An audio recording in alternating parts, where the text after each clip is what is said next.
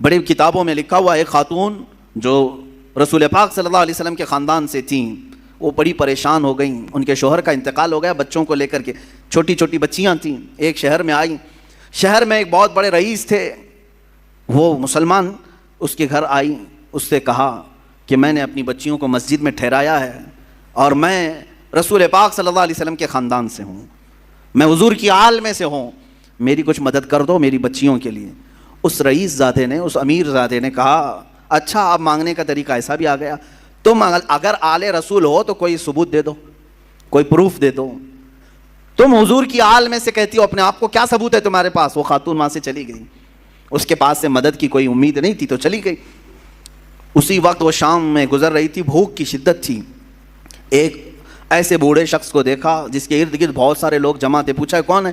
کہا یہ شہر کا ایک مجوسی ہے، آگ کا پجاری ہے، لیکن لوگوں کو دیتا بہت ہے، بانٹتا رہتا ہے۔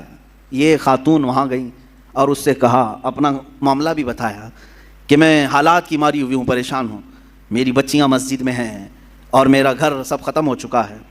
تو اس مجوسی شخص نے اتنا سنا تو فوراً اپنے گھر سے عورتوں کو بلوا کر کے کہا، جاؤ اس خاتون کی بچیاں جو مسجد میں ٹھہری ہیں عزت سے انہیں لے آؤ، اپنے گھر میں مہمان بناؤ، اور یہ خاتون کہتی ہے کہ یہ محمد صلی اللہ علیہ وسلم کی آل میں سے، ان کی عزت ہونی چاہیے۔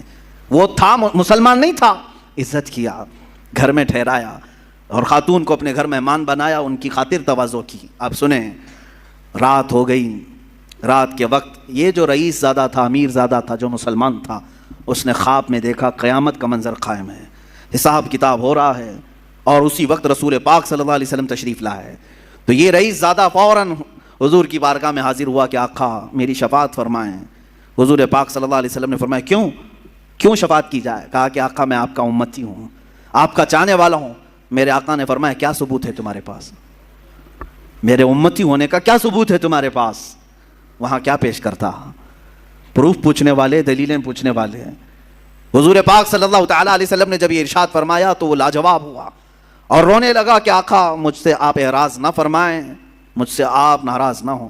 میرے آقا صلی اللہ علیہ وسلم نے فرمایا آج میری ایک شہزادی تیرے گھر آئی تھی، تو نے اس سے اس کے نسب کا ثبوت پوچھا تھا، اس کی مدد نہیں کیا تھا۔ اتنا حضور پاک صلی اللہ علیہ وسلم جلال میں بیان کر رہے تھے کہ اس کی آنکھ کھل گئی، دھاڑے مار کر کے رونے لگا۔